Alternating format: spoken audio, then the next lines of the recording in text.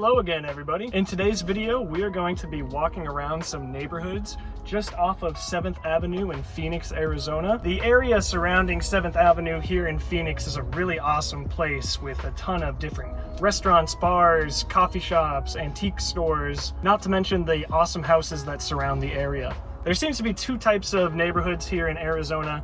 You have the basic cookie cutter houses, all of them look exactly the same, and then you have neighborhoods like the one that I am in now, which are the exact opposite. All of the houses in this area were built decades ago, all of them having their own unique personalities, their unique flair. And if we have some time, hoping to walk up along 7th Avenue, maybe capture some of the cool vintagey looking buildings that they've got going on over there.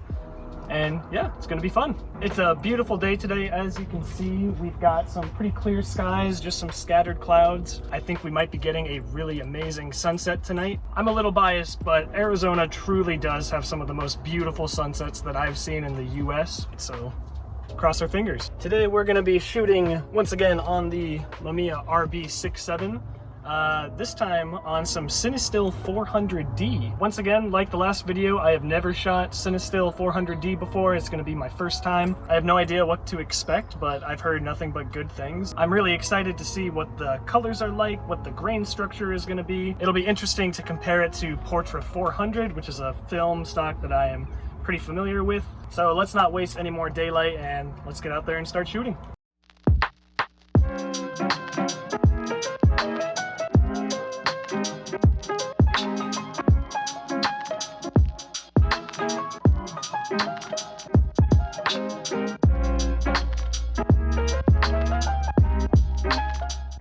Alright, so I am out here on my own today, just with my iPhone, no tripod. So apologies in advance for any of the shaky footage, but we're gonna make it work anyway. So I'm here in front of my first shot. This is actually a photo that I took about 2 years ago, and it's, to this day, still one of my favorite photos of all time. So I'm interested to see how it looks on the CineStill and under some different lighting conditions. So let's go ahead and take this.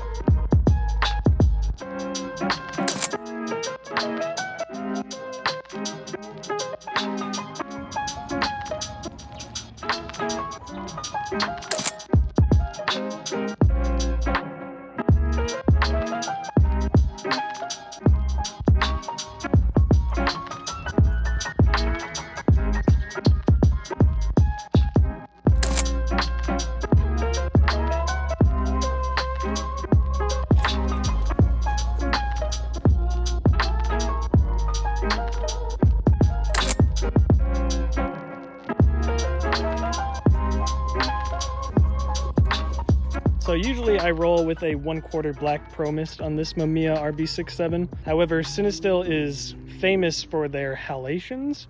I'll throw an example up on the screen right now to show you what I'm talking about, but it's basically that red glow that you see around lights in some pictures. The black Pro Mist tends to soften lights, make them look a little more dreamy, and that combined with the halations, I honestly wasn't sure if it was what I was going for, so I decided to leave it at home today.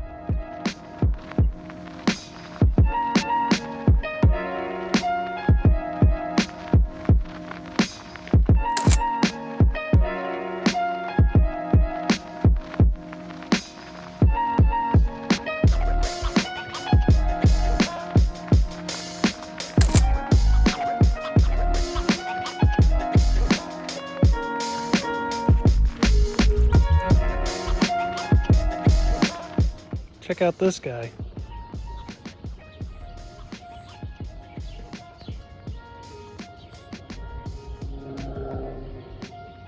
He's just hanging out.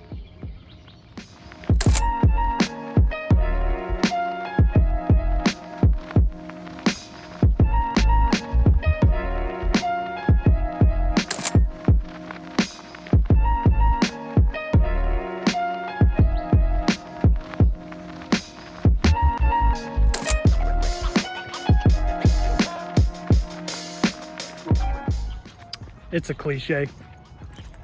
But who decided cliches were a bad thing? Well, that does it for the first roll.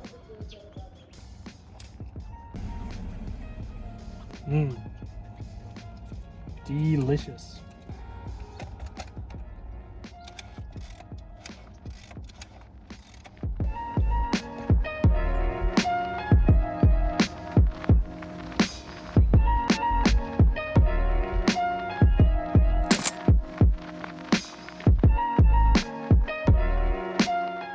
I've got my CineStill pin on the old fanny pack here, which of course means I am licensed to shoot this film. Fun fact.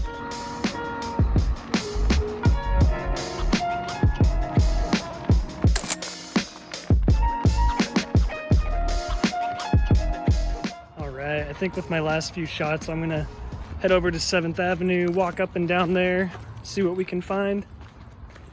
We've got some cloud, can't really see, but we've got some cloud cover rolling in that potentially might ruin our sunset, so.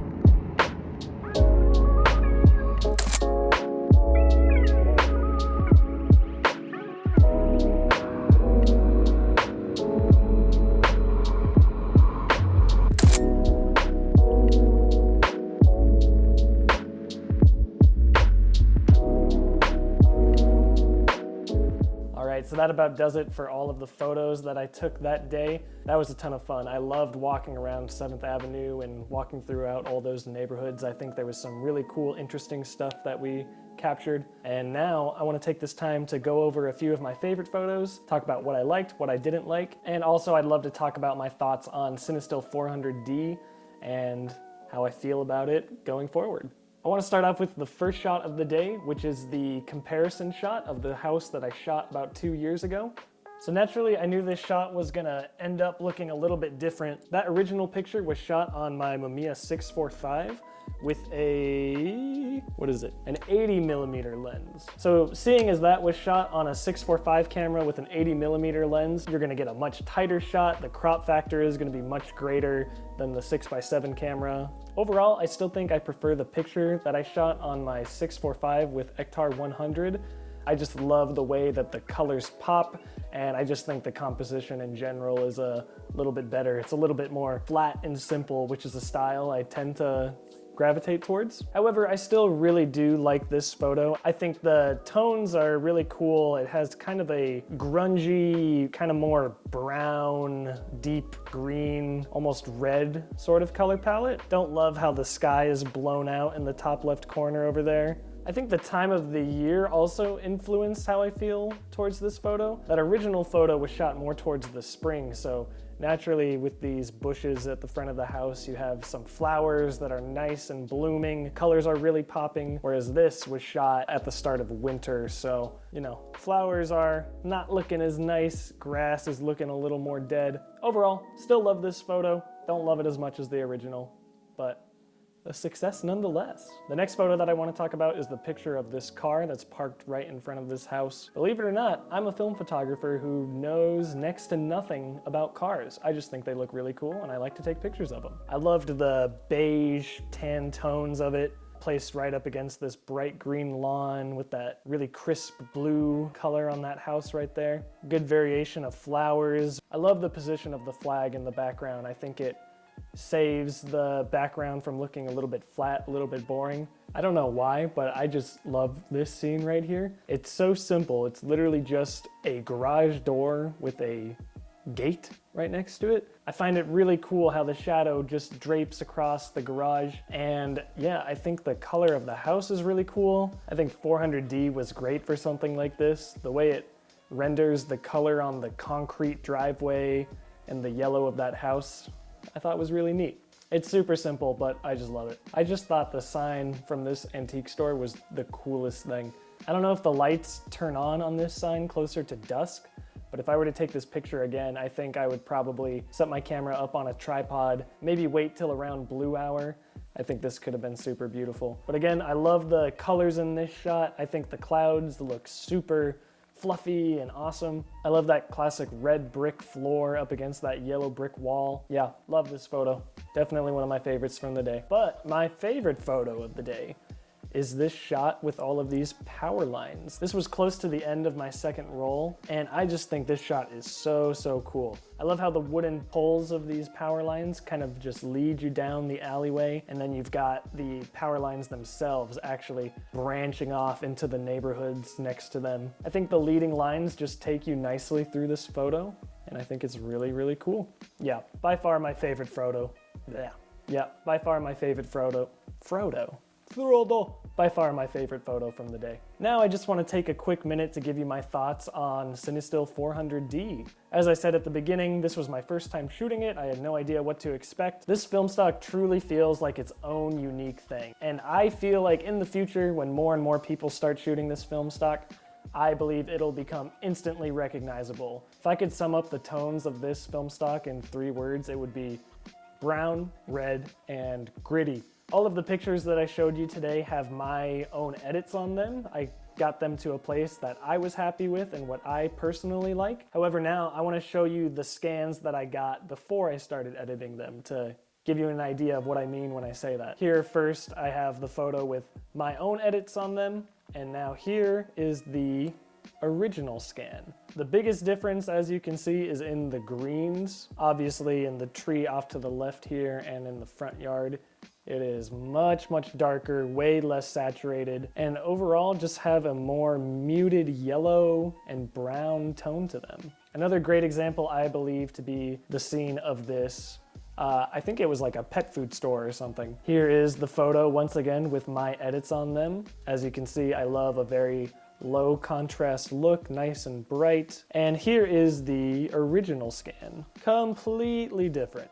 A trend I noticed with most of my original scans is that the shadows really tend to lean towards those red tones. Then of course you see on the hot spot of the side of this building, another example of those halations I was talking about earlier in the video. The edits that I like to put on my photos, I believe, tend to be what you naturally get more so out of a film stock like Portra 400, which again just goes to show how truly unique and cool CineStill400D is. I think some people were worried that this film stock was going to be a Portra 400 clone, but I think this just goes to show that that is truly not the case. With those really nice gritty tones, those deep browns, those rich reds, I think this film stock will end up working really well in a lot of urban environments. I'd love to someday bring this film stock out into the desert, see how it works in a more nature-focused environment. I think that might look pretty cool. Well, that's gonna do it for today, guys. I hope you guys enjoyed the video. I hope you enjoyed the pictures. I had a ton of fun with this video. I loved walking up and down 7th Avenue. I definitely have plans to